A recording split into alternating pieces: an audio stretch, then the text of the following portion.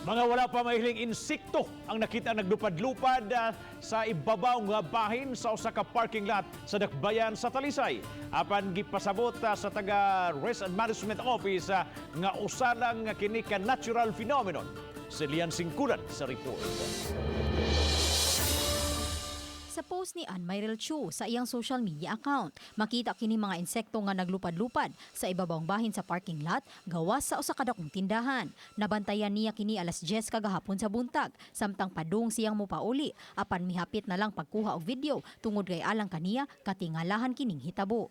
Wala ra mo paduol kanila ang mga insekto kay naglupad-lupad ra kini sa ibabawng bahin sa hawan ng bahin sa parking lot. Mas dagko siya sa langaw. Pero niwang siya sa buyog. Dili kakuan. Daghan jud kayo siya nga naa dito sa parking. Gikumpirmar sa City Disaster Risk Reduction nga aduna sila'y nakuhang report sa maong panghitabo. Apan gitataw sa hepe nga usa lang kini ka natural phenomenon. There was one sick yung aningon nga, sir. Kaduhan na ako na ako na nani. Kanang na timing ko nani. Nasa isa nga, karon pa sad siya nakakita. Wala pa'y report nga nadawat ang DRRMO kung unsa kini nga matang sa insekto. Wala usay taho nga may mga tao nga giatake sa mga insekto. Wala usay angayang kahadlukan ang publiko kabahin niini. There's really nothing we can do about that because that is a natural phenomenon sa mga insects nga maglupad-lupad, and we cannot say nga ayaw mo din na, and we cannot put measures nga panang insecticide because makasaya tanong nila, maybe they have a role diri sa ato ang chain of life.